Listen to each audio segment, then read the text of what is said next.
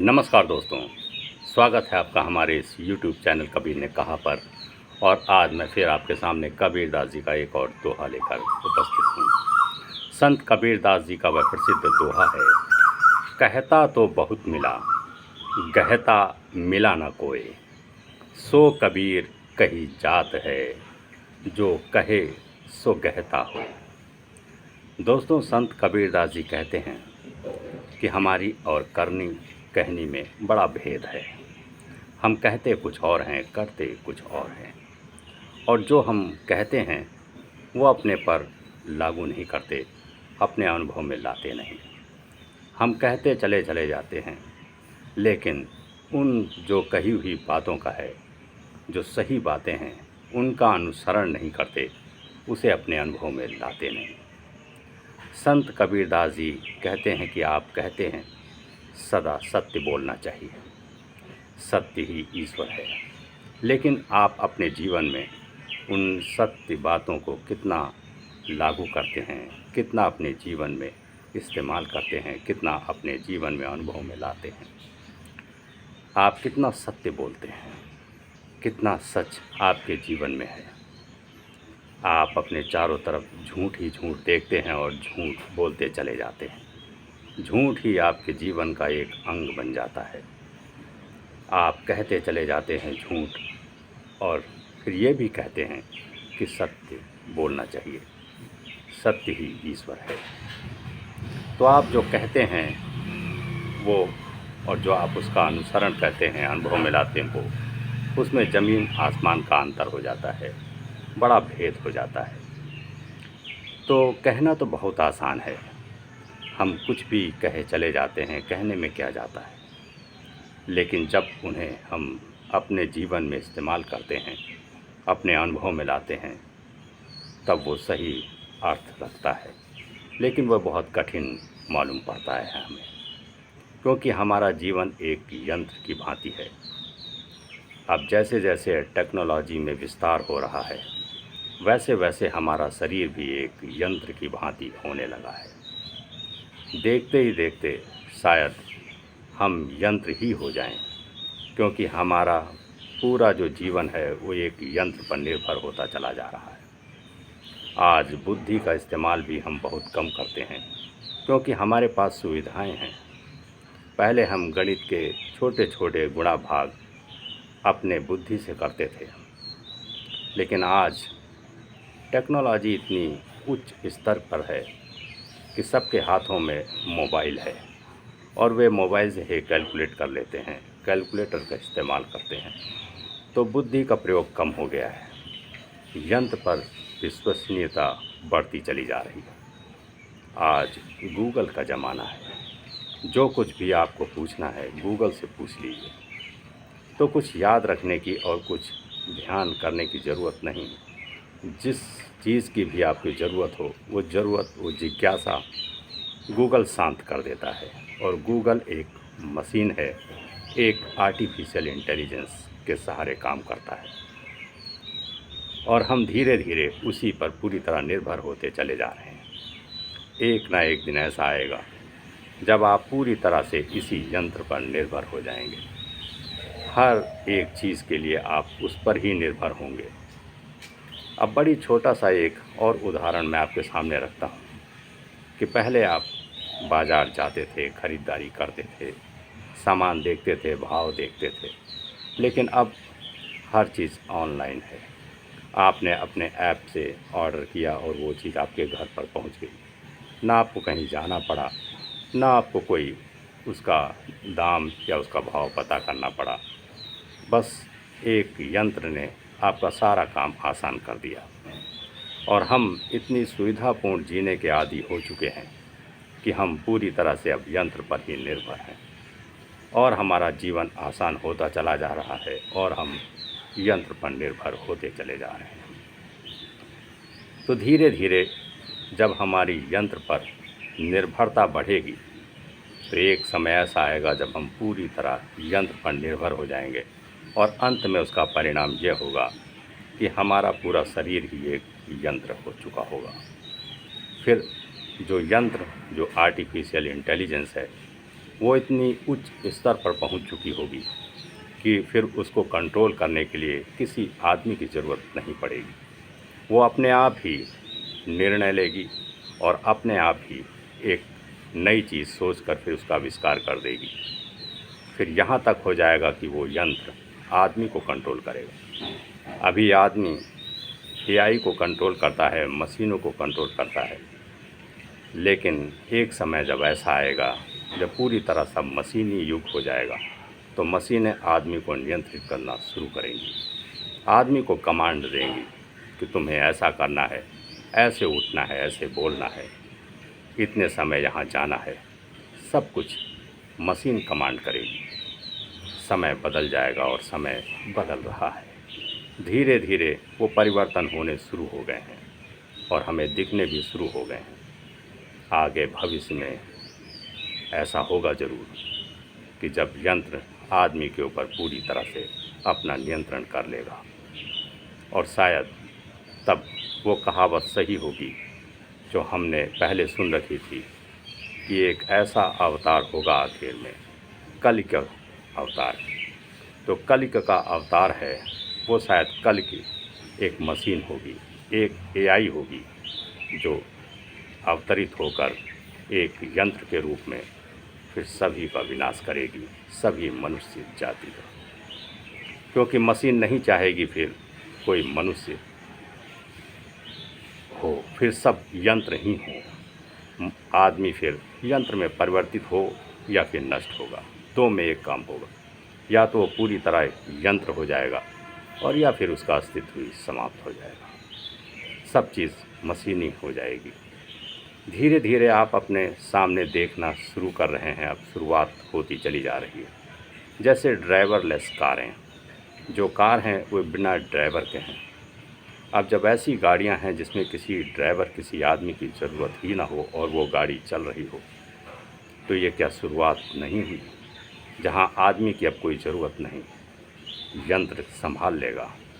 वो यंत्र, वो आर्टिफिशियल इंटेलिजेंस, वो मशीन अब वो गाड़ी चला लेगी और आपसे बेहतर, आपसे बहुत अच्छे तरीके से, कोई एक्सीडेंट नहीं होगा, समय पर बिल्कुल टाइम टू टाइम वो पहुंच जाएगी, कोई रत्ती भर भूल चूक नहीं होगी। तो फिर जब आदमी वहाँ से हटा एक कार से, यह तो शुरुआत है। फिर आदमी हर चीज़ से हटेगा और हटना शुरू हो गया है। जहाँ फाइलों में, रजिस्टरों में सब आदमी उलझे रहते थे, अब एक मशीन सारा काम करती है, लाखों फाइलों को संभाल लेती है और आदमियों की नौकरियां कम होती चली जा रही हैं। कोई आवश्यकता नहीं उसकी। जहां मज़दूर इतना काम करते थे, खुदाई करते थे सड़क पे और इधर सब जगह, अब मशीनें आ गई हैं, वो हज़ारों मज़दूरों का काम कुछ ही घंटे में कर देती हैं। तो धीरे धीरे आप चारों तरफ मशीन का किस तरह प्रभुत्व बढ़ता जा रहा है ये देख पा रहे हैं, देखते हैं। और आदमी किस तरह उनसे दूर होता जा रहा है, उनके सामने छोटा होता जा रहा है और पीछे हटता जा रहा है। और हम खुद ही मशीनों को आगे ला रहे हैं अपनी सुविधा के लिए। हम चाहते हैं कि हमें कोई भी काम न करना पड़े, ना शारीरिक ना बौद्धिक। हम बुद्धि का भी इस्तेमाल नहीं करना चाहते। पहले लोग किताबें पढ़ते थे, अब किताबें पढ़ना उन्होंने छोड़ दिया है। अब किसी किताब की सिर्फ हम गूगल पे या चैट जीपीटी पे या किसी और एआई से उसकी समरी निकाल कर तुरंत समझ सकते हैं कि उस पूरी बुक का सार क्या है, उसकी समरी क्या है। घंटों उस किताब को पढ़ने से अब कोई फ़ायदा नहीं। अब उसकी समरी समझ लीजिए, समझ लिया, आपने पूरी पुस्तक ही पढ़ ली। सब चीज़ अब मशीन बहुत सरल चीज़ों में आपके सामने ला रही है। अब तो जो यूट्यूब से वीडियो जो बन रहा है, जो हम बना रहे हैं, इसमें भी एआई का पूरी तरह इस्तेमाल होता चला जा रहा है। ऐसा भी होगा आगे कि अभी मैं आपके सामने बिल्कुल लाइव बैठा हूँ, वीडियो रिकॉर्ड कर रहा हूँ।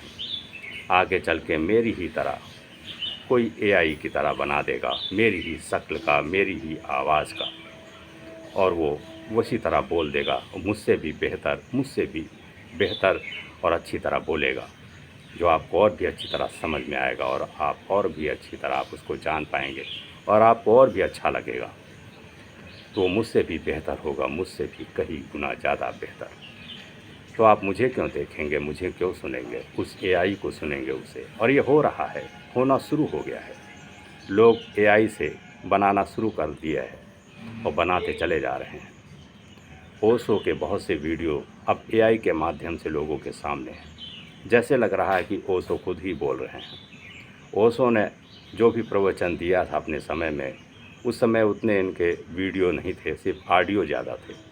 लेकिन उन्हीं ऑडियो को उन्होंने वीडियो में परिवर्तित करके बिल्कुल ऐसी आवाज़ में ओशो के प्रवचन रख दिए हैं जो ओशो ने खुद बोले ही नहीं थे। अब उन सब बातों को ऐसा लग रहा है जैसे ओशो ने ही कहा है। एआई का कमाल आप देख रहे हैं। अब ऐसी ऐसी चीज़ें लोग बनाए चले जा रहे हैं और लोग उन्हें बड़े अच्छी तरह बहुत मन से देखते हैं, बहुत खुशी से देखते हैं, प्रशंसा करते हैं। टेक्नोलॉजी आगे बढ़ रही है और जो ओरिजिनल है, जो प्राकृतिक है, उसका क्रेज़ घटता चला जा रहा है। लोग उससे थोड़ा कम इंटरेस्टेड, अब वो एआई के भरोसे हैं। एआई सब कुछ करे दे रहा है। आपकी बौद्धिक क्षमता को अब वो एक दायरे में सिमेटता चला जा रहा है। आपके शारीरिक क्षमता को भी समेट कर एक छोटे से दायरे में उसने कर दिया है। अब आप हाथ नहीं हिलाना चाहते, रिमोट पर कुछ बटनें दबा के अपना काम कर लेंगे।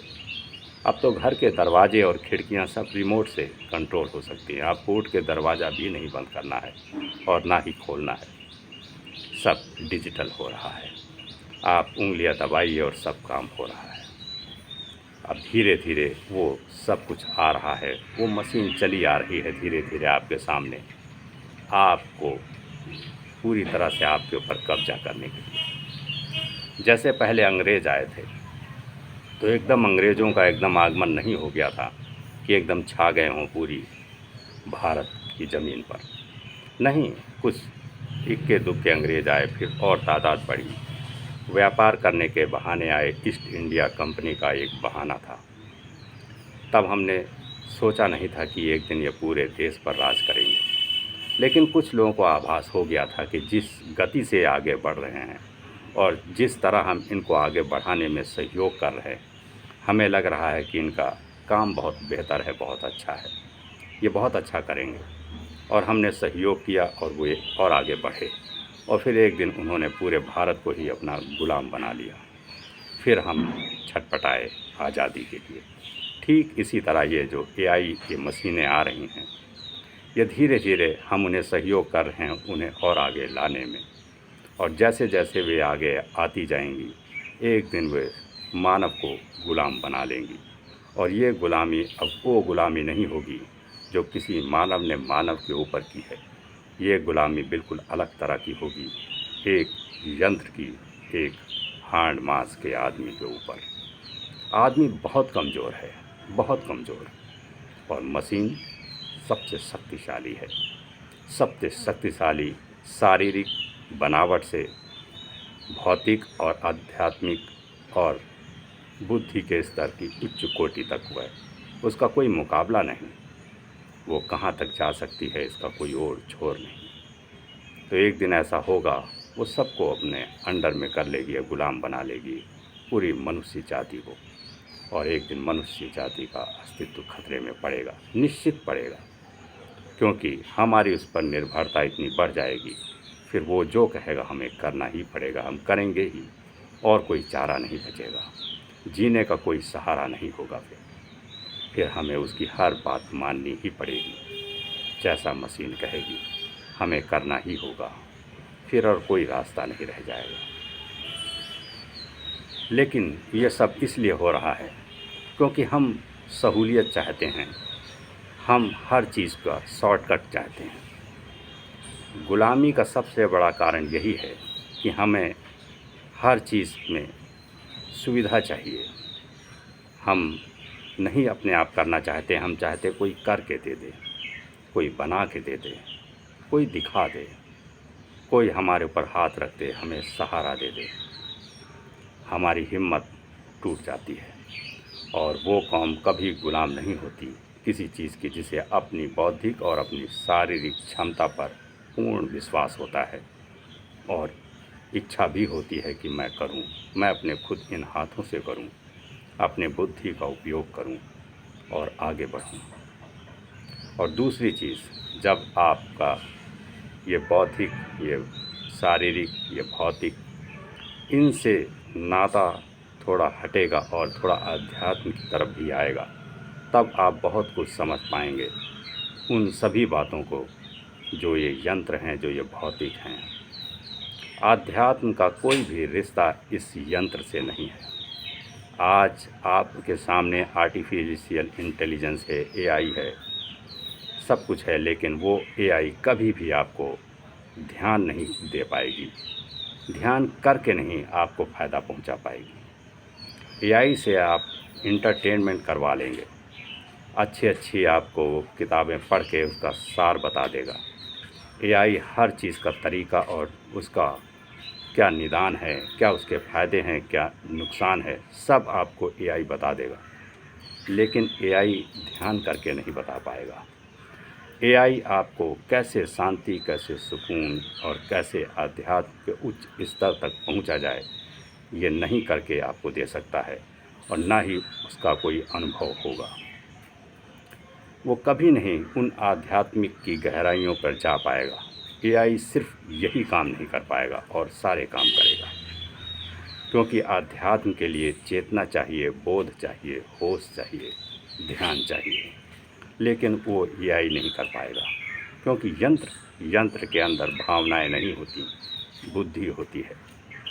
यंत्र के अंदर ध्यान नहीं होता, यंत्र के अंदर सिर्फ एक बौद्धिक, एक इंटेलिजेंस होती है और कुछ नहीं होता।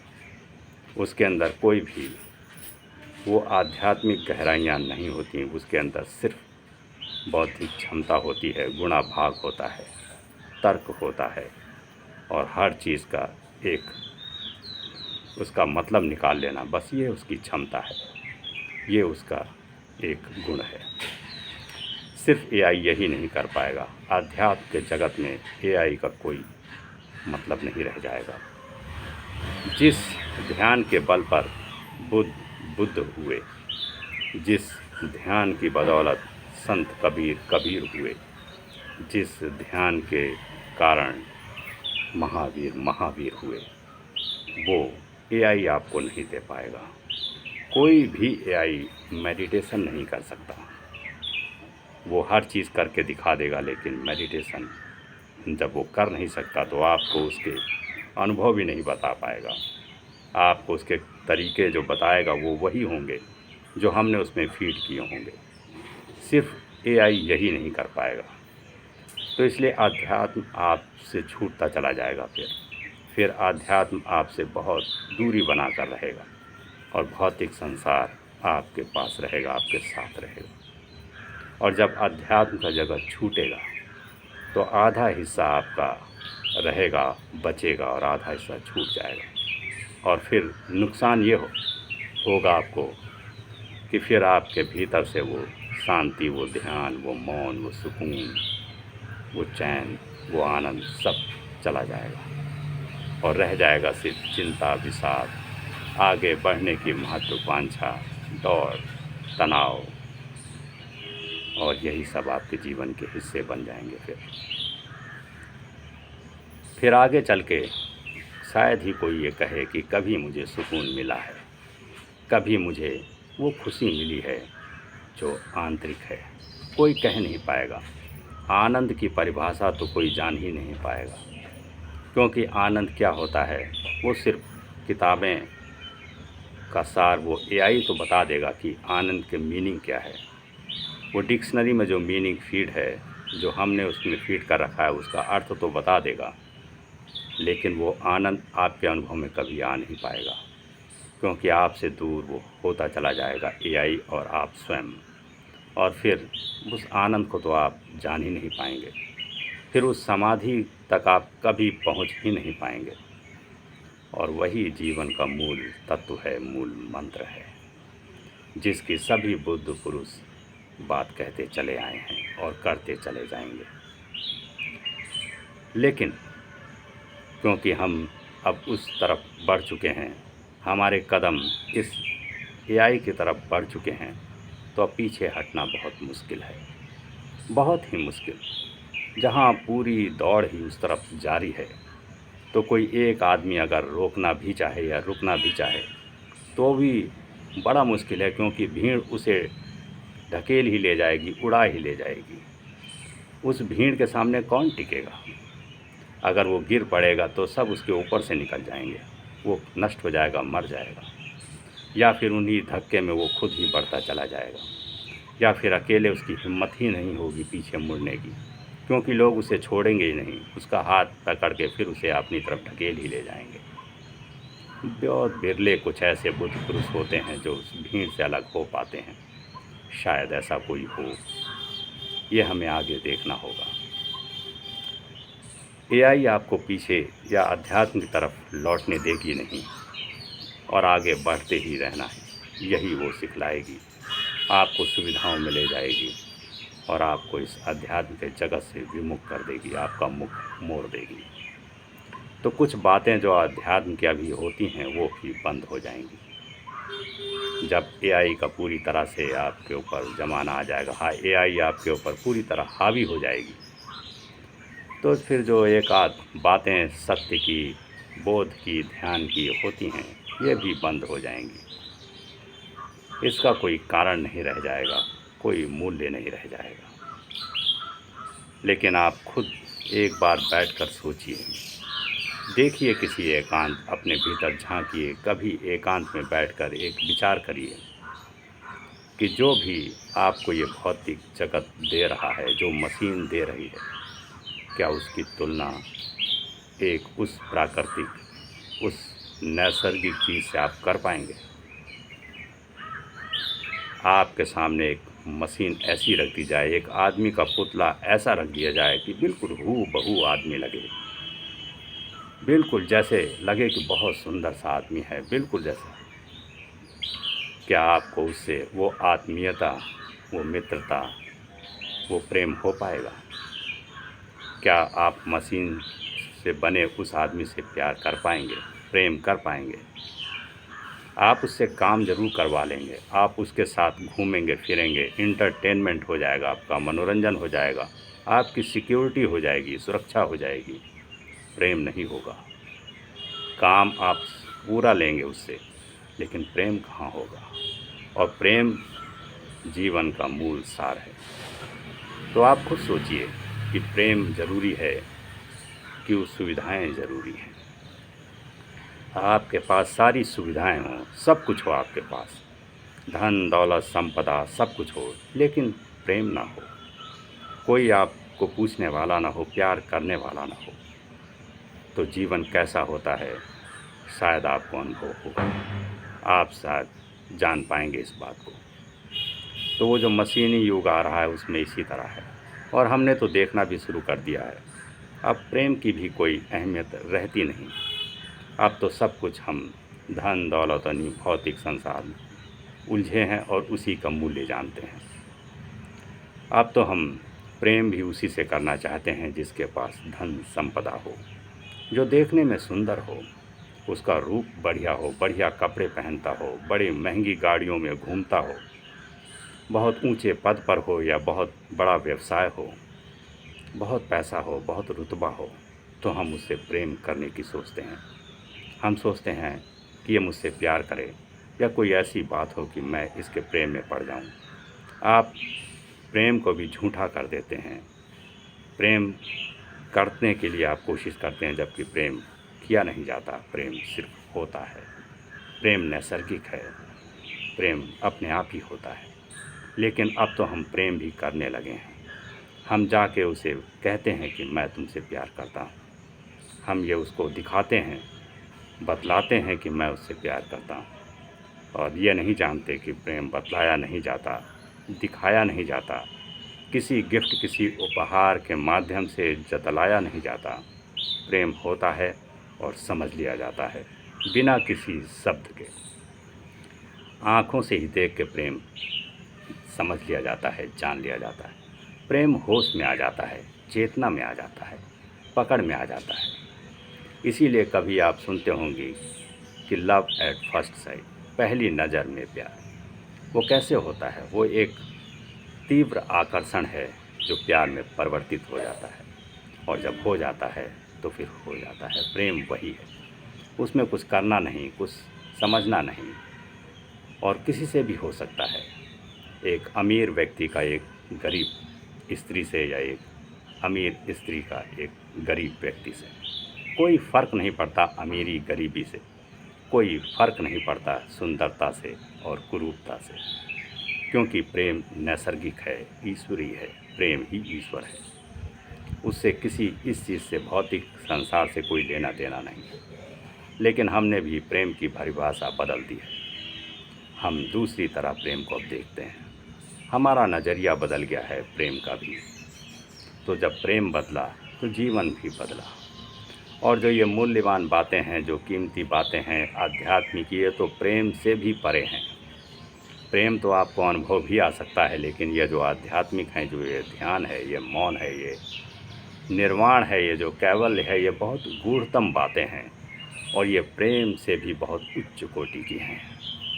वहाँ ले जाती हैं जहाँ फिर आदमी के पास सारी संभावनाएं हैं, जहाँ स्वयं ईश्वर ही है, जहाँ वो अमृत ही बरसता है, जहाँ वो ध्यान, वो आनंद 24 घंटा उतरता है, जिसके बाद फिर कुछ पाने की और कुछ खोने की कोई ज़रूरत नहीं।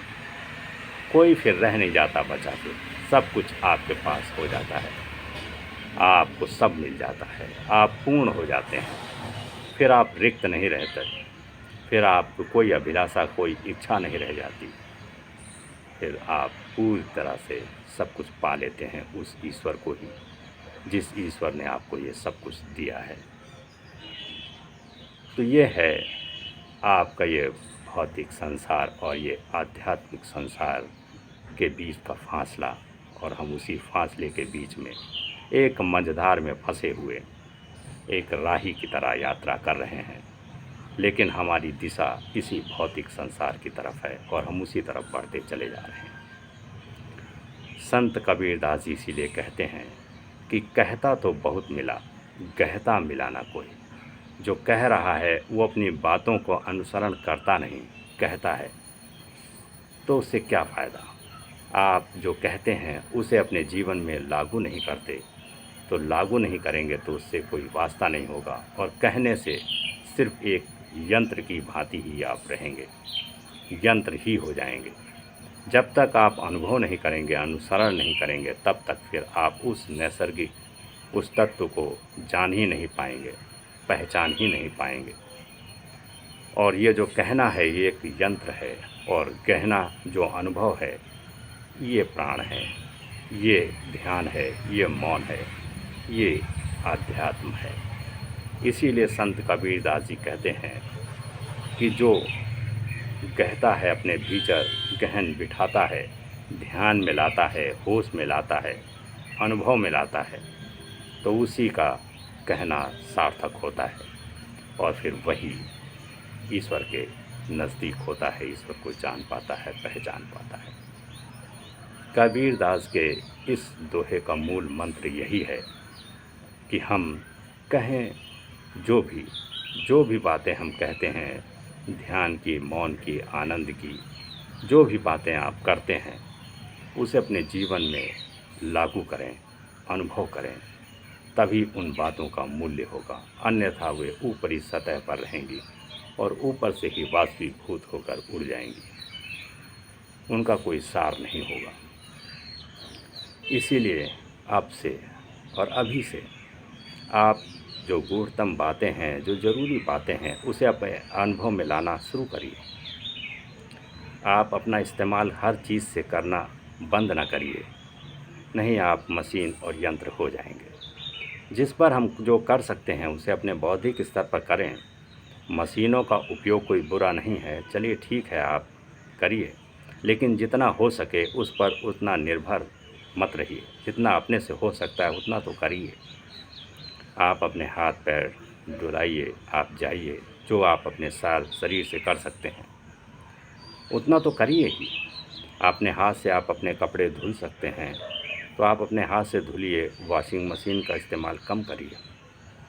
अपने बुद्धि से आप छोटे छोटे गुणा भाग कर सकते हैं तो कैलकुलेटर का इस्तेमाल कम करिए।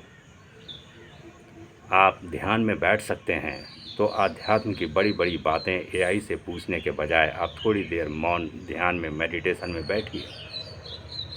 आपको अध्यात्म की बहुत बातें स्वतः ही मालूम पड़नी शुरू हो जाएंगी। आप जो कुछ जितना कर सकते हैं ओरिजिनल करिए, एआई के भरोसे कम रहिए, और जो भी आप कह रहे हैं उसे करके अपने अनुभव में लाइए। संत कबीरदास जी का यही कहना है। इस दोहे के माध्यम से वे यही समझाना चाहते हैं, यही बतलाना चाहते हैं, और यही हमारे जीवन का मूल मंत्र भी है। और अगर अभी हम नहीं चेतते, अभी हम नहीं जागते, तो आगे चलकर हमें फिर बहुत कष्ट होगा। कष्ट शारीरिक मानसिक दोनों स्तर पर होगा। हम इतने व्याकुल और व्यथित रहेंगे कि हमें सुकून आनंद और वो ध्यान कभी मिल ही नहीं पाएगा। अगर हम अभी शुरुआत नहीं करेंगे तो आगे और दूरी बढ़ती चली जाएगी, और फिर वो दूरी कभी ख़त्म नहीं होगी, कभी नहीं।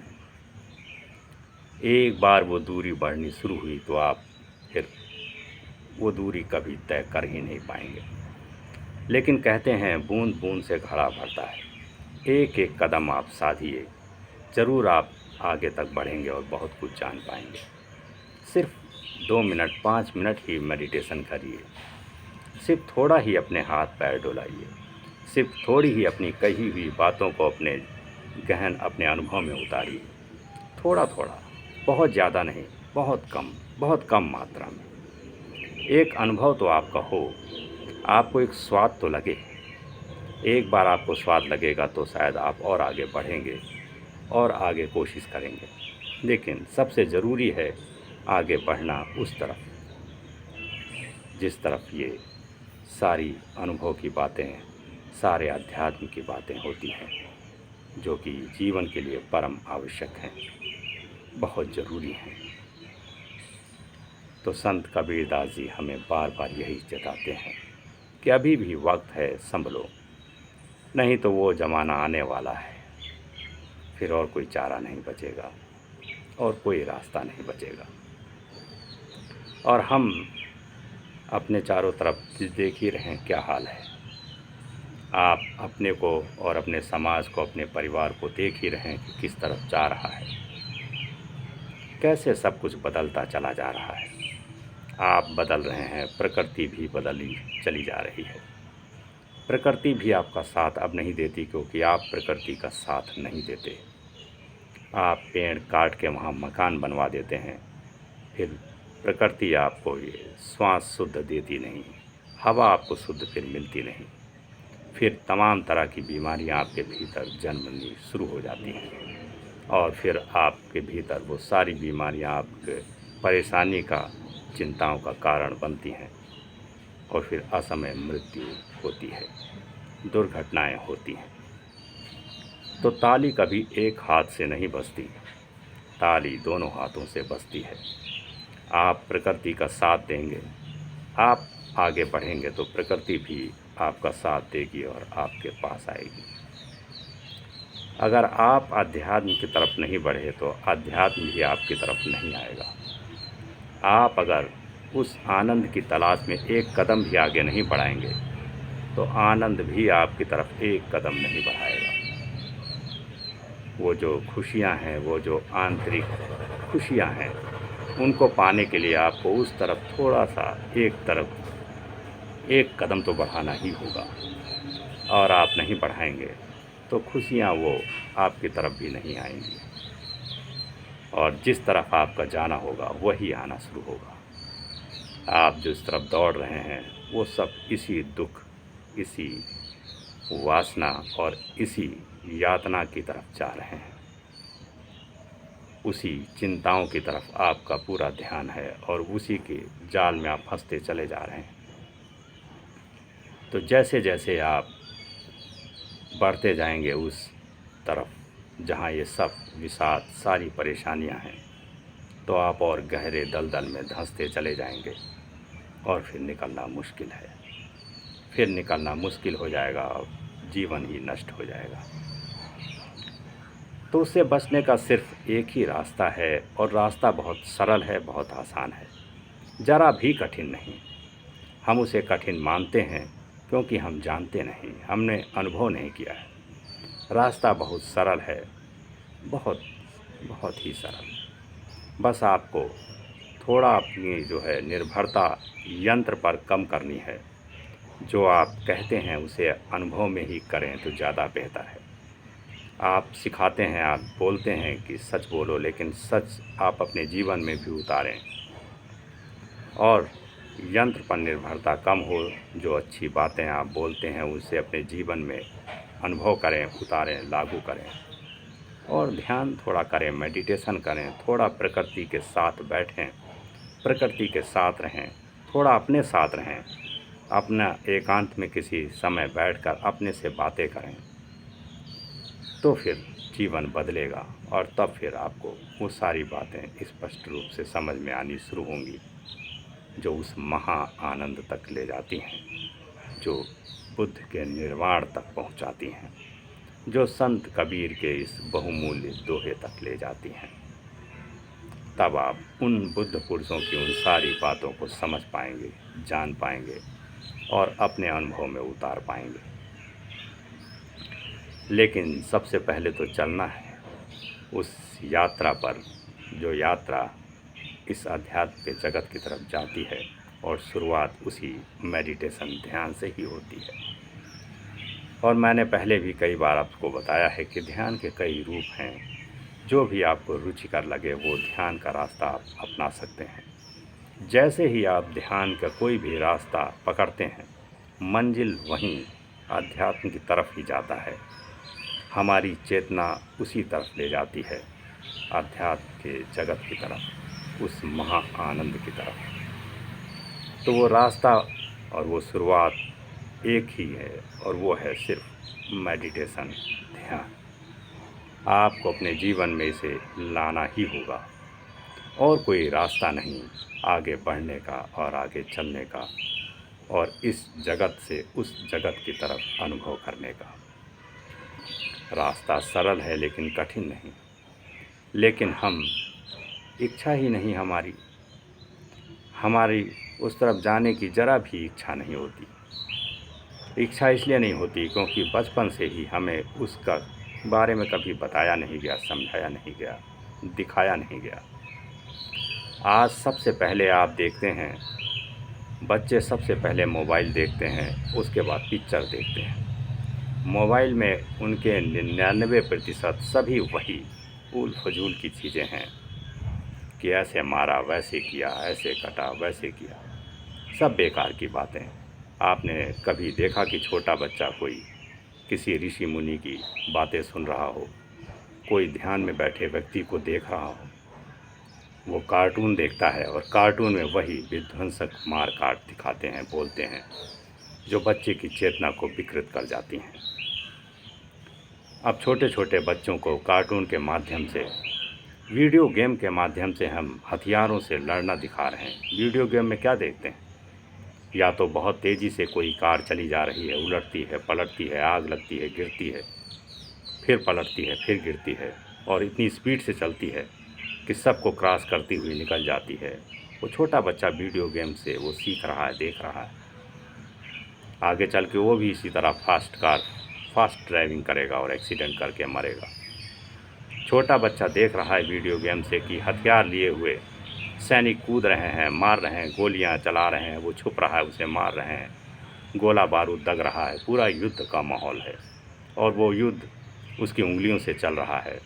सारा गेम उसकी उंगलियों से कंट्रोल है।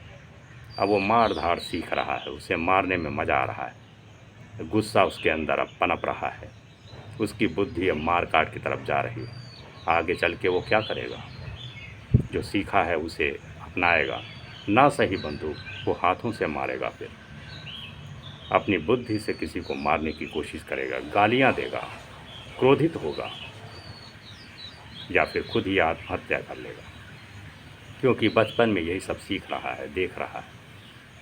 अब उसे वो आध्यात्मिक कहानियाँ, वो आध्यात्मिक कविताएं सुनाई ही नहीं जाती, कभी ना दिखलाई जाती हैं, क्योंकि उस तरह कोई बनाता ही नहीं।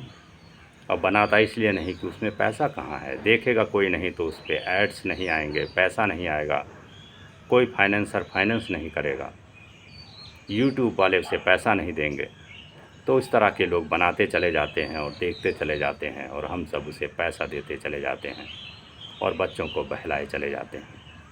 फिर वही बच्चा जब आगे बड़ा होता है तो पिक्चरें देखना शुरू करता है। फिर 3-3 घंटे की, 2.5 घंटे की पिक्चर देखता है और पिक्चर में क्या देखता है, किस तरह उसने जाल में फंसाया उसको, किस तरह मारा, किस तरह मार धाड़ हुई, किस तरह गलत तरीके से प्रेम में उसको फंसा के उसको प्रताड़ित करता है और फिर किस तरह गोलियों से मारता है, नरसंहार करता है, कितनी कूटनीतिक चालें चलता है, कितना धोखा देता है, कितना पीठ में खंजर भोंकता है, और कितना धन संपदा इकट्ठी करता है, कितनी महंगी कारों में घूमता है, कितना आलीशान बंगला दिखा देते हैं, कितने अच्छे कपड़े पहने हुए जा रहा है। सारा भौतिक संसार उसकी आंखों के अंदर चकाचौंध कर देते हैं। वो देख के बड़ा प्रसन्न होता है और फिर सोचता है कि ऐसा ही होगा, ऐसा ही करना है मुझे, ऐसा ही पाना है, इसी चमचमाती कार में मुझे घूमना है, ऐसे ही बड़े बंगले में रहना है, फिर चाहे जो भी करें, अच्छा बुरा जैसे भी हो, मुझे पैसा बटोरना है।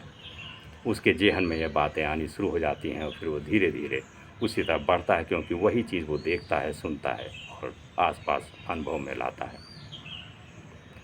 उसे कभी नहीं ये दिखलाया जाता कि बुद्ध किस तरह वन में तपस्या कर रहे हैं, किस तरह उन्होंने बुद्धत्व को उपलब्ध किया है।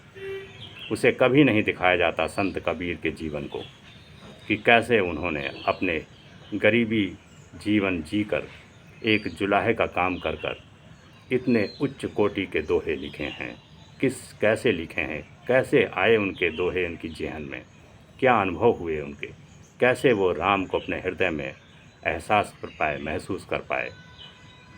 हम मीरा की बात कभी नहीं करते, उससे नानक की बात नहीं करते। हाँ, इतना ज़रूर करते हैं कि मंदिर मस्जिद के चक्कर लगा लेते हैं, तीर्थ यात्राएं कर लेते हैं, वहाँ दान पात्र में दान डाल लेते हैं और बच्चे से कहते हैं कि मंदिर ज़रूर जाना, मस्जिद ज़रूर जाना, 5 वक्त की नमाज़ पढ़ना और मंदिर में दान पुण्य हम सिखाते हैं, गिरजा घरों में प्रार्थनाएं करते हैं, बस यहाँ तक। लेकिन अब क्योंकि वो इतना जीवन उसने यही सब सीखा है, यही आपाधापी, यही पिक्चरों के माध्यम से, यही सोशल मीडिया से, तो जब कोई आदमी अपने जीवन का 90% यही देखता सुनता आया है और वो 10% जो आप उसको मंदिर में ले जाते हैं, वो सोचता है ये तो बेफजूल की चीज़ें हैं, एक औपचारिकता है, एक फॉर्मेलिटी है, इसे भी कर लेते हैं। तो कैसे होगा? क्योंकि आपने उसे कभी वो चीज़ दिखलाई नहीं, बतलाई नहीं, तो वो सीख नहीं पाता। और जब वो परिपक्व युवक होता है तब फिर उसका पूरा जीवन नारकीय हो जाता है, नर्क में बदल जाता है। तब वो सोचता है ये कैसे हुआ, मुझे वो शांति वो कैसे मिल नहीं पा रही, मुझे क्यों नहीं रात को नींद आती है, क्यों नहीं मुझे ज़रा भी ईश्वर के बारे में आभास होता है, अनुभव होता है, क्यों मैं इस सरल बातों को समझ नहीं पाता हूँ। तब उसे ये सब चीज़ों का बोध होता है, ज्ञान होता है, लेकिन उसके पीछे की ये पूरी कहानी रची होती है जो अब तक चली आ रही है। हम जो स्कूलों में हमको पढ़ाया जाता है, सिलेबस है जो हमारा, उसमें कभी आपने देखा कि कोई ध्यान या मेडिटेशन का कोई चैप्टर हो? एनसीईआरटी में, पाठ्य पुस्तकों में, जिस भी आप पढ़ते हैं यूनिवर्सिटी लेवल तक, क्या कोई ध्यान में पीएचडी करता है? क्या मेडिटेशन के बारे में उसे बताया जाता है, सिखलाया जाता है? हाँ, इतना जानते हैं कि पतंजलि ने ध्यान का प्रयोग किया और ध्यान को आगे लेके आए। बस थोड़ी मूल बातों को हम जान लेते हैं, मेडिटेशन कैसे किया जाता है, क्या है, बस यही श्वास का आना जाना, विचारों को रोकना, बात ख़त्म हो जाती है। हम उसे करते नहीं और ज़्यादा आगे उसको में जानने की कोशिश नहीं करते, क्योंकि इससे हमको ना पैसा मिलता है, ना सम्मान मिलता है, और हम कहते हैं ये तो समय की बर्बादी है, इससे कुछ मिलना जुलना है नहीं। लेकिन इससे क्या मिलता है ये उन्हें नहीं पता, क्योंकि अगर ऐसा होता तो वो गिने चुने बुद्ध पुरुष आपके जीवन में होते नहीं, जिनका आज भी उतना ही मूल्य है। आप खुद एक बार थोड़ा सा अनुभव करके देखिए। आप अगर भारत में रहते हैं तो भारत में किसी समय बहुत जलवा था, जिनकी आप पिक्चरों के दीवाने हैं। आज पिक्चरें आप बहुत देखते हैं, लेकिन कभी पिक्चर में एक आदमी का नाम था, वो थे दिलीप कुमार। फिर उसके बाद आए राजेश खन्ना, फिर अमिताभ बच्चन। ये उस दौर के महानायक थे। लेकिन आज क्या कोई बच्चा दिलीप कुमार को याद करता है या उनकी फ़िल्म देखने की कोशिश करता है? कभी नहीं देखेगा, ना दिलीप कुमार ना राजकुमार की। आज का बच्चा कभी देखेगा ही नहीं। लेकिन उस ज़माने में तो उनका जलवा था, वही छाए हुए थे। क्यों नहीं देखता? क्योंकि उन पिक्चरों में उतना वो खिंचाव, वो आकर्षण, वो गहराई है ही नहीं। वो उथली-उथली है, उस ज़माने में थी और वो मिट गई। जबकि दिलीप कुमार या राज कपूर या जो भी है, अमिताभ बच्चन, जो भी हीरो हैं आपके, वो ज़्यादा समय अभी नहीं हुआ, बहुत ज़्यादा 70 साल, 80 साल, बस इससे ज़्यादा तो नहीं हुआ होगा। लेकिन हम भूल गए अब दिलीप कुमार को, देखना भी नहीं चाहते उनकी कोई फ़िल्म को। हम नहीं देखना चाहते ब्लैक एंड वाइट पिक्चर को, चाहे जितनी भी अच्छी हों, हम देखना ही नहीं चाहते। लेकिन आज से 600-700 साल पहले संत कबीरदास जी हुए। किसी ने भी उनको अपनी इन आँखों से न देखा होगा, न सुना होगा। उनके इन वचनों को, इन दोहों को आज भी उतनी ही सार्थकता, उतनी ही शिद्दत से लोग समझते हैं, बोलते हैं और आकर्षित होते हैं। तो कुछ तो बात होगी, कुछ तो ऐसी बात होगी, उसमें गहराई होगी कि आज भी आपके जेहन में वो उतर के आपको झंझोर देती है। गीता को लिखे हुए हज़ारों वर्ष बीत गए, 5000 वर्ष बीत गए, लेकिन उस गीता के एक एक श्लोक में आज भी उतना ही ताज़ापन है। क्यों? अध्यात्म के जगत का वो चीज़ है, वो कभी बासा होता ही नहीं। लेकिन जो आपने अभी अपने भौतिक संसार में देखा, वो सब चीज़ बासी हो जाएगी। कुछ समय बाद वो लगेगा कि ये बेकार की चीज़ है, इससे छोड़ो अपना और भागो यहाँ से। आज इस समय जिस चीज़ के प्रति आप आकर्षित हो रहे हैं, जो भी चीज़ आपको इस समय आकर्षित कर रही है भौतिक संसार की, आगे चल के वो अर्थहीन हो जाएगी, बेकार हो जाएगी। जिस मोबाइल को लेकर आप इतने उत्साहित हैं, आगे चल के वो भी बेकार हो जाएगी। कोई मतलब नहीं रह जाएगा, कोई नई चीज़ आ जाएगी, फिर उसके आप दीवाने हो जाएंगे। लेकिन जो भी आध्यात्म की चीज़ होती हैं, वो जितनी पुरानी होती हैं, उनका उतना ही मूल्य बढ़ता चला जाता है। चाहे वो फिर गीता के श्लोक हों, चाहे बुद्ध के वचन हों, बुद्ध का ध्यान हो, और फिर चाहे संत कबीर के दोहे हों, उनका वही प्रभुत्व रहता है, वही उनका असर रहता है जो तब था वो अब भी। तो आप इन चीज़ों से समझ सकते हैं कि जिन चीज़ों को आप दिखा रहे हैं, जिस चीज़ को आप देख रहे हैं, वो आगे चल के कितना वो रहेंगी, कितना टिकेंगी। लेकिन हम उन्हीं को पढ़ाते हैं, उन्हीं को दिखाते हैं, सिर्फ़ किस लिए? क्योंकि हमको पैसा दिखता है, हम पैसा बटोरते हैं, हमें पैसा ही दिखता है। आज स्कूलों में और यूनिवर्सिटी में जो भी पाठ्यक्रम आप पढ़ते हैं या जो भी पढ़ाया जाता है, उसका मूल उद्देश्य सिर्फ पैसा कमाना ही है कि आप किस तरह ज़्यादा से ज़्यादा पैसा कमा सकें। और ज़्यादा से ज़्यादा पैसा तभी कमाएंगे जब आप भौतिक संसार से जितनी गहराई में जुड़ेंगे। तो ये जितने भी आर्थिक जगत से आप जुड़ेंगे, ये सब यहीं रह जाएगा, यहीं सब, सारा यंत्र, सारा धन संपदा, सारा जो कुछ भी आडंबर आपने खड़ा किया है, सब यहीं का है। और वो आपके भीतर वो सुकून, शांति देता नहीं, वो आपके भीतर उस सत्य को बतलाता नहीं, वो दिखलाता नहीं जो जीवन का मूल मंत्र है। उससे आप अभिनज्ञ रह जाते हैं, वो आपसे दूर ही रह जाता है। और जब आप अपने जीवन में उस परम सत्य को जानेंगे, उस आध्यात्म के जगत में प्रवेश करेंगे, उस गीता के सार को समझेंगे, उस नानक की वाणी, उन कबीर की वाणी पर आपका ध्यान होगा, आपका बोध जगेगा, बुद्ध के ध्यान को आप करेंगे, तब आप समझेंगे, तब आप समझेंगे मोहम्मद के उन लिखे हुए आयतों को, तब आप जीसस की उन बाइबल में लिखी हुई बातों को भी समझ पाएंगे। वरना फिर आप जैसा जीवन जी रहे हैं ऐसा चलता चला जाएगा, और अंत में फिर आप कभी ना कभी, तो एक बार जब आपको ध्यान आएगा, बोध आएगा, तब आप पछताएंगे, निश्चित ही पछताएंगे आप एक दिन ज़रूर, कि बहुत कुछ था जो छूट गया है, और जो थोड़ा मिला है वो किसी काम का नहीं, जीवन ही व्यर्थ चला गया। शायद आप अपने आसपास कभी देखते हों, सुनते हों, अब तो सोशल मीडिया का ज़माना है कि लोग बहुत धन दौलत कमा के भी बेचैन रहते हैं और फिर उस शांति, उस सुकून की तलाश में वे धर्म गुरुओं के चक्कर काटते हैं।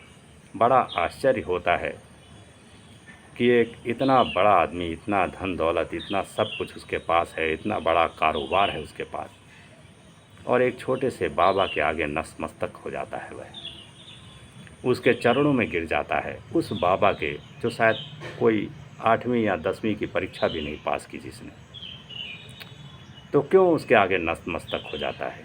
क्या कारण है कि अंबानी जैसे लोग जो हमारे देश के बड़े उद्योगपतियों में गिने जाते हैं, कभी किसी बाबाओं के आगे हाथ अपनी झोली फैलाते हुए दिखते हैं, हाथ जोड़ते हुए मिल जाते हैं, अपना सिर उनके चरणों में रख देते हैं?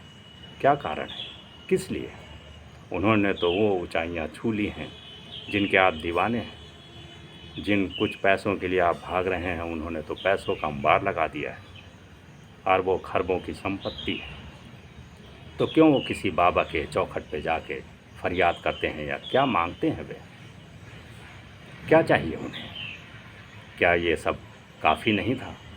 इतनी संपदा, इतना व्यवसाय जो फैला है, क्या ये कम है? क्या चाहिए उन्हें? और जब आप उनसे पूछेंगे कि किस लिए आप गए, क्या चाहिए, तब वे कहेंगे, तब वे मांगेंगे वो चीज़ जो आध्यात्म से आती है। तब वो शांति मांगते हैं, सुकून मांगते हैं, ईश्वर की कृपा मांगते हैं, आनंद मांगते हैं, रात की चैन की नींद मांगते हैं, शांति मांगते हैं। लेकिन ये मांगने से नहीं मिलती। अगर मांगने से मिल जाती तब तो फिर ये क्या ज़रूरत थी? और इतना पैसा था कि ये ख़रीद ही लेते। फिर तो किसी बाबा को पैसे लेके अपने यहाँ अपॉइंट कर देते, नौकरी पे रख लेते कि ठीक है, आज से तुम मेरे लिए ध्यान करो, मेडिटेशन करो, हम तुमको हर महीने 1 करोड़ रुपए तुमको पैकेज के तौर पे तुमको सैलरी देंगे। तुम मेडिटेशन करो, प्रार्थना करो, ईश्वर को हमारे लिए प्रार्थना करो। ये प्यार भी खरीद सकते थे कि ठीक है, मेरे लिए तुम प्यार करो, हम तुमको इतना पैसा देंगे। लेकिन ये नैसर्गिक चीज़ इन धन दौलत से मिलती नहीं और ये भागते हैं फिर। और तब समझ में आता है जब ये सब संपदा उनके पास जुट जाती है, इकट्ठी हो जाती है, और तब भी लगता है कि सब खाली है, सब बेकार है। तब समझ में आता है जब चिड़िया चुग गई खेत और हाथ से पूरी रेत फिसल गई, समय निकल गया तब। लेकिन आपको अभी नहीं समझ में आएगा। आपको इसलिए नहीं समझ में आएगा कि आप अभी दौड़ में शामिल हैं, आपको मिला नहीं। अभी आप अंबानी अडानी बने नहीं। आपको अभी उस जगह पहुंचना है जहां वे पहुंचे हुए हैं, और जब उस जगह आप पहुंचेंगे तब आप इस अध्यात्म की बातों की तरफ आकर्षित होंगे और जानेंगे। इसीलिए कोई जब भौतिक संसार के उच्च स्तर पर पहुंचता है तब फिर वो शायद सब छोड़ने की कोशिश करता है, भागता है वहाँ से कि नहीं चाहिए मुझे। मेरे लिए तो वही एक झोपड़ी में बैठा हुआ साधु ही मेरे लिए साक्षात ईश्वर मालूम पड़ता है। मुझे वहीं जाना है, ध्यान करना है, मेडिटेशन करना है, उसी वृक्ष की छाया में बैठना है। मुझे उसी पक्षी की चहचहाहट को सुनना है, उसी पक्षी के गीत को सुनना है, हवाओं की सरसराहट सुनना है, ध्यान करना है, आनंद में अपना जीवन व्यतीत करना है। जीवन के कुछ पल वे अंत में, अपने जीवन के अंतिम पड़ाव में वहाँ बिताना चाहता है जहाँ शांति और सुकून हो। क्यों? इतना लंबा जीवन, क्या होश नहीं आया उसे? होश कैसे आएगा जब बचपन से हम वही सब सीखते और पढ़ते चले जा रहे हैं।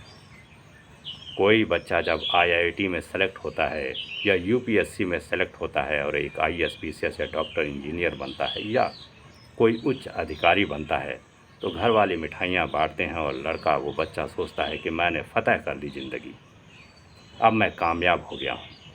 और जब वो सीढ़ी चढ़ता चला जाता है, उच्च पायदान पर पहुँच जाता है अपने पद के, आला अधिकारी जब आखिरी समय रिटायरमेंट का हो जाता है या यूं कहें रिटायर हो जाता है, तो वो कहता है कि कुछ भी तो नहीं मिला, कुछ भी नहीं था, और मैं वो कर ही नहीं पाया जो मुझे करना था। मैं तो बांसुरी बजाना चाहता था, लेकिन मैंने तो पूरा जीवन UPSC की पहले परीक्षा की तैयारी में बिताया, फिर उसके बाद उसकी नौकरी में बिताया। और मैं वो अपनी इच्छा पूरी ही नहीं कर पाया। मैं गांव में खेती करना चाहता था, लेकिन मैं तो अब एक वैज्ञानिक साइंटिस्ट था, तो मैंने सारा जीवन प्रयोगशाला में ही बिता दिया। तो उसे आभास तो होता ही है, हर व्यक्ति को एक न एक दिन इसका आभास होता है और होगा ही। और इसलिए हमें अब पता नहीं चलता, क्योंकि हमारी अंधी दौड़ है और हम बचपन और जवानी हम उसी में बिताते हैं। जब हमारा जोश बहुत प्रखर होता है तो भौतिक संसार हमें सबसे ज़्यादा आकर्षित करता है, क्योंकि वह हमारे सबसे ज़्यादा नज़दीक है और हमारे माँ बाप, हमारा समाज, हमारे गुरु, हमारी पढ़ाई लिखाई सब इसी भौतिक संसार की तरफ धकेलती है। तो हम दौड़ते हैं अंधी दौड़ में, लेकिन कोई एक आध बिरला इन सब से जागता है और तब इसी ध्यान, इसी आनंद में उतरता है और तब ये सब चीज़ जान पाता है। और फिर शायद वो औरों को बताए या ना बताए, लेकिन खुद तो वो एहसास या महसूस या अनुभव तो कर ही लेता है अपने जीवन में।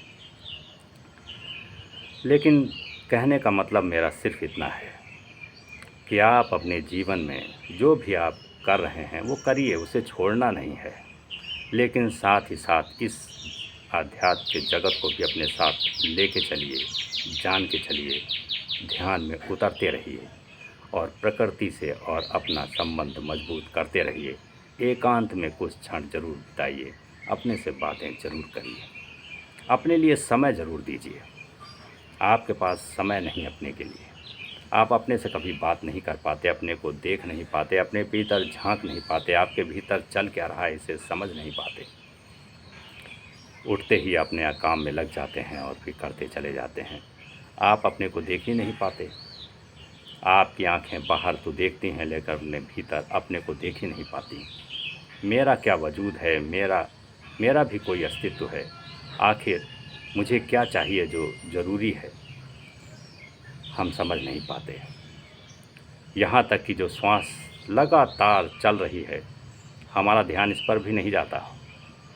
हम तो ये सोचते हैं कि ये सांस तो चलनी है तो चलती है, ये तो एक नियम है, ये तो यंत्र है, हम इसे भी यंत्र समझते हैं और सोचते हैं तो चलना ही, हृदय का काम है, धड़कना धड़केगा ही, और हम बाकी काम करते चले जाते हैं, क्योंकि श्वास तो चल ही रही है। लेकिन ये श्वास चल रही है, आप कभी इस पर ध्यान करिए, क्यों चल रही है, क्या कारण है। ये बंद भी तो हो सकती है, कुछ देर के लिए आराम भी तो कर सकती है, क्या ये थकती नहीं? और फिर अगर ये थकती नहीं तो क्यों नहीं थकती, क्या कारण है? और फिर ये बिना मूल्य के चल रही है, आपको इस पर कोई टैक्स नहीं देना पड़ता, कोई इस पर कोई एक्साइज ड्यूटी या कोई ऐसी चीज़ नहीं चुकानी पड़ती सरकार को या किसी को, कोई कीमत नहीं देनी पड़ती, मुफ्त। कौन दे रहा है ये श्वास, क्यों चला रहा है? आप नहीं सोचते, और सोचते इसलिए नहीं क्योंकि हमें कभी समझाया नहीं गया, बताया नहीं गया, हमारा झुकाव किसी ने उस तरफ किया नहीं, कोई हमें उस तरफ ले नहीं गया, कोई झलक किसी ने नहीं दिखाई। अगर हमें बचपन में क्लास में बैठ के कभी एक पीरियड योगा मेडिटेशन का हमारे शिक्षक कराते तो आज जीवन कुछ और होता लोगों का। लेकिन हम सारे गेम्स के पीरियड, म्यूजिक के पीरियड और सारे पीरियड हम करते हैं, लेकिन कभी योगा पीरियड, कभी मेडिटेशन का पीरियड नहीं रखते। मेडिटेशन का अलग से एक चैप्टर, एक किताब भी नहीं होती कि आप मेडिटेशन के बारे में सीखें, अध्यात्म, क्योंकि हमें लगता है इसका कोई मूल्य नहीं है, लेकिन बहुत मूल्यवान चीज़ है वह। और मूल्यवान जब आपको लगेगी जब आप ये चलती हुई श्वास को देख पाएंगे, जान पाएंगे, जब आप ये जो पानी है, जल है, जब आप प्रकृति से संबंध बिठाएंगे, तभी आपको ये ध्यान या मेडिटेशन, इन सब बातों को आप समझ पाएंगे, जान पाएंगे। और जब आप मेडिटेशन, ध्यान को जान पाएंगे, प्रकृति को जान पाएंगे, तभी उस ईश्वर को भी जान पाएंगे। नहीं तो आपका ये जो मंदिर मस्जिद बने हैं किसी काम के नहीं, व्यर्थ हैं, ये सिर्फ आपकी फॉर्मेलिटियां हैं, आपका सिर्फ एक कर्तव्य है जाके वहाँ माथा झुका देना, नमाज़ पढ़ लेना, प्रार्थना कर लेना, ये तो सिर्फ एक फॉर्मेलिटी के तौर पर है, कोई अर्थ नहीं है उनमें। जब तक कि आप उनका मूल सार ना समझ पाएँ, जब तक आप उनकी मूल बातों पर जा ना पाएँ, अपने अनुभव में ला ना पाएँ, क्या फ़ायदा है फिर आपका इन मंदिर मस्जिदों या तीर्थ स्थलों पर जाने का। फिर कोई कारण नहीं रह जाता, कोई फिर उसका कोई अर्थ नहीं रह जाता, कोई मकसद नहीं रह जाता, कोई उसका फिर कोई सार नहीं रह जाता। तो आप अपने जीवन में सबसे पहले उस तरफ की यात्रा करिए, उस मेडिटेशन, उस ध्यान की तरफ ज़रूर जाइए। थोड़ा प्रयोग करिए, थोड़ी देर के लिए बैठिए आप ज़रूर ध्यान में। ध्यान में आप बैठेंगे तो आपका बोध और होश प्रगाढ़ होगा, आपकी चेतना विकसित होगी, आप अच्छे बुरे को जान पाएंगे, अच्छी बातों को अपने भीतर अनुभव कर पाएंगे और फिर एक नया ही जीवन होगा, एक नया ही आयाम होगा आपके जीवन में। सब ऐसे होगा जैसे कि पहले कभी देखा नहीं था, पहले कभी जाना नहीं था, और अब जाना तो अब जीवन ही बदल गया। अब कितना उल्लास है, कितनी खुशी है, कितना आनंद है कि अब कोई कारण नहीं दुख का, अब कोई कारण नहीं पश्चाताप का, अब कोई कारण नहीं निराशा का। अब वो खोज पूरी हो गई। अब ईश्वर के लिए किसी मंदिर मस्जिद में भटकना नहीं है, अब हमारे सामने ही ईश्वर उपस्थित है। अब सब बातें सामने हैं, सच सामने है। अब मेरा जीवन वो आध्यात्मिक स्तर को छुएगा जो कभी बुद्ध को हुआ होगा अनुभव, जो कभी नानक को, कबीर को, मीरा को, शंकराचार्य को, कृष्ण को, राम को, मोहम्मद को, जीसस को, जरथुस्त्र को, लात्से को हुआ होगा। वही अनुभव अब मुझे होगा। अब मैं भी उसी आयाम में हूँ, उसी दुनिया में हूँ जहाँ मुझे अब सब कुछ मिलेगा। वो जो अज्ञात था वो ज्ञात हो जाएगा, जो दुख था वो अब सुख में परिवर्तित हो जाएगा। वो सब चीज़ अब वो परम आनंद बरसेगा, अब वो अमृत कलश छलकेगा, अब वो ज्ञान की गंगा बहेगी, अब ध्यान समाधि में बदलेगा, अब परम निर्वाण होगा, अब वो सहस्राचार का कमल खिलेगा, अब सहस्त्र दलों का कमल खिलेगा और जीवन को बिल्कुल एक नई दिशा में, आयाम में लेकर चला जाएगा, जहाँ सामने सिर्फ ईश्वर हैं और होंगे ही आपके। तब आपके हाथ स्वतः ही जुड़ेंगे उस ईश्वर के सामने जो साक्षात आपके सामने खड़ा होगा, आपसे बातें करेगा, आपके आमने सामने होगा। तब आप प्रेम भी समझेंगे, सत्य भी समझेंगे और वो सारे गूढ़तम बातें जो वेदों, पुराणों और पुराणों और इन बाइबल और सब में लिखा हुआ है। तो दोस्तों बस आज इतना ही। अब अगली बार फिर मैं किसी संत कबीर के किसी और दोहे के साथ आपके सामने आऊँगा। तब तक के लिए बहुत बहुत आपका धन्यवाद। आपने अपना कीमती समय दिया, इसके लिए मैं आपका बहुत बहुत आभारी हूँ। और हाँ, जाते जाते इतना निवेदन और करूँगा कि आपने अगर हमारे इस चैनल को सब्सक्राइब नहीं किया तो इसे ज़रूर कर लें और लाइक, शेयर और कमेंट आप ज़रूर करिए। इससे मुझे प्रेरणा मिलेगी और अच्छे वीडियो बनाने की। तो आपका बहुत बहुत धन्यवाद। प्रणाम।